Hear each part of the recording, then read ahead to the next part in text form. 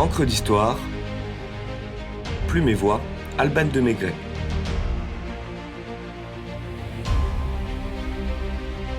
L'embellissement de Paris par Haussmann, un pari réussi.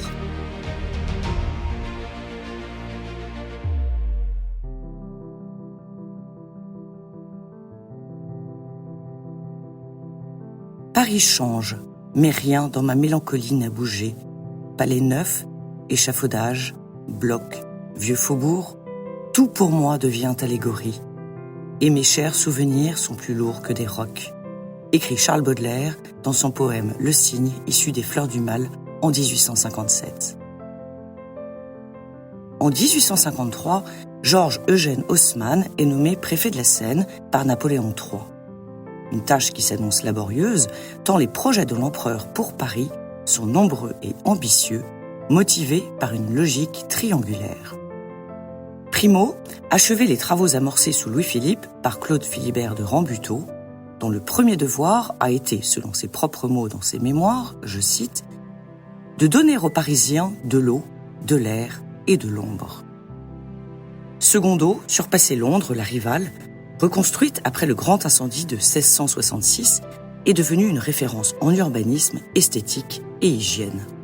Et Tertio, accomplir le vœu de son oncle Napoléon Ier, faire de Paris la plus belle ville qui n'ait jamais existé et qui puisse exister. Paris ne s'est pas fait en un jour, mais les 17 années du mandat d'Haussmann ont offert à la capitale un lifting intégral. Son visage déridé, sublimé, exfolié est celui que nous connaissons encore aujourd'hui, fidèle au slogan d'une campagne audacieuse « Paris embelli, Paris agrandi, Paris assaini ».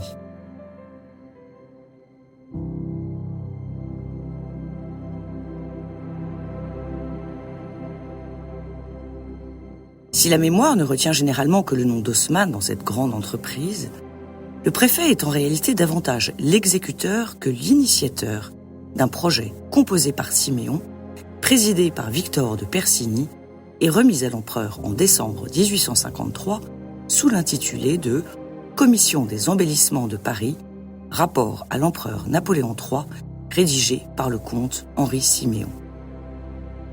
Le baron Haussmann a en effet minimisé la place de cette commission dans ses mémoires, mais les historiens ont pu prouver que l'empereur tenait son préfet d'une main de fer et que la commission Siméon avait été réalisée à quelques détails près.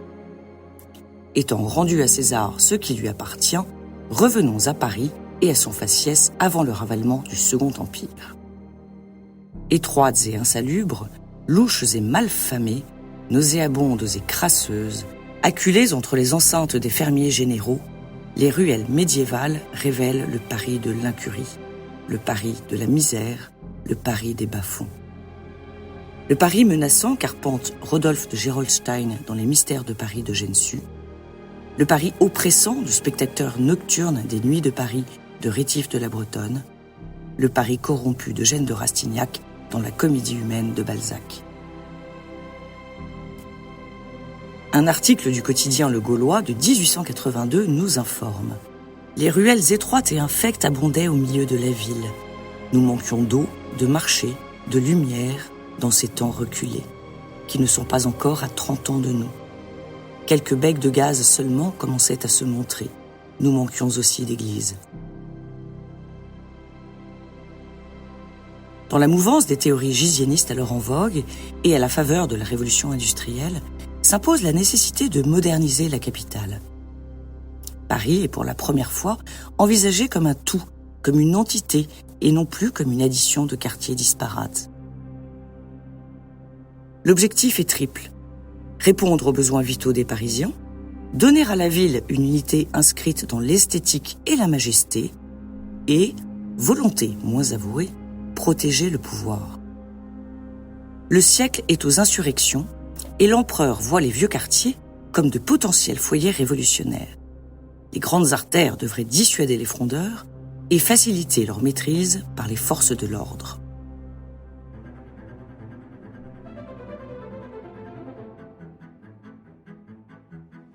À chaque besoin, des réponses. À boire, construction de réservoirs d'eau conçus comme des cathédrales, à l'instar de celui de Ménilmontant, alimenté par l'aqueduc de la Dhuisse, apportant l'eau potable dans les nouveaux immeubles. L'eau de la Seine, vecteur de contamination et responsable de milliers de morts, ne doit plus être consommée. Rappelons-nous les 20 000 victimes du choléra en 1832. À se nourrir, édification des abattoirs de la Villette et des halles de Baltard, dont vous pouvez découvrir l'histoire dans l'épisode 37 d'Encre d'Histoire. À se soigner, réhabilitation de l'Hôtel-Dieu au cœur de Paris pour subvenir aux exigences d'une médecine moderne. À assainir, aménagement par Eugène Belgrand de 600 km d'égouts modernes, chef-d'œuvre souterrain qui force l'admiration, et dératisation générale. À se divertir, création de l'Opéra Garnier, des théâtres du Châtelet, Sarah Bernard, de la Gaîté, des champs de course de Longchamp et de Vincennes. À prier, construction des églises de la Trinité, de Saint-Augustin, Sainte-Clotilde, Saint-François-Xavier, Saint-Ambroise. À s'informer, érection de colonnes Maurice à la place des sordides urinoirs pour promouvoir les spectacles. À se promener, aménagement des bois de Boulogne et de Vincennes, des parcs Monceau, Montsouris, du Ranelagh, des squares des Batignolles et des Innocents, sous la direction de Jean-Charles Alphand et Gabriel Daviau.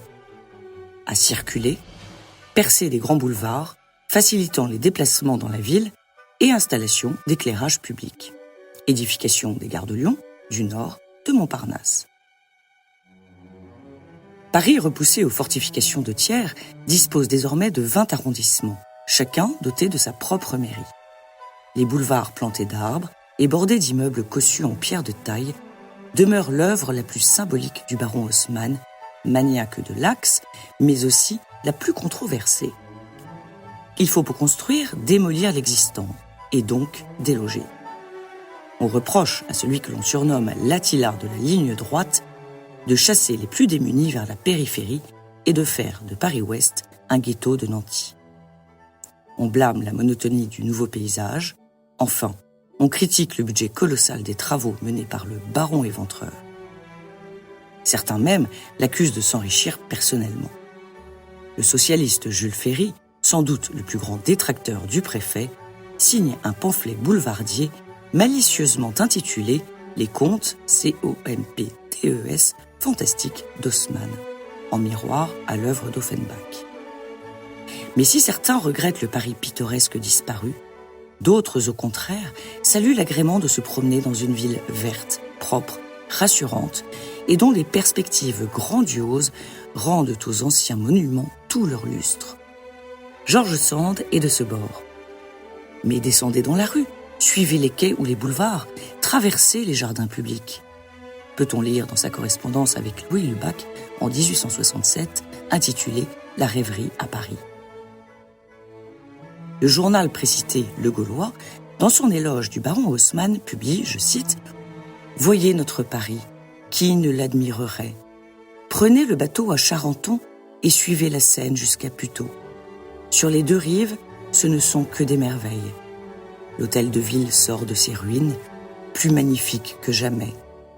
La Sainte-Chapelle est notre œuvre, presque autant que celle de Saint-Louis. À droite, le boulevard de Sébastopol. À gauche, le boulevard Saint-Michel, nous conduirait dans des villes qui n'ont entre elles de commun que leur magnificence. Les halles centrales ne sont pas suffisantes, elles ne sont pas encore achevées, et pourtant, telles qu'elles sont, ce sont des merveilles. Cette année 1867 signe justement l'apogée du Second Empire, alors que l'exposition universelle s'invite dans la ville désormais lumière. Le nouveau Paris s'offre au monde, arrache des cris d'émerveillement et acquiert la réputation de ville la plus belle du monde. Un Paris réussi.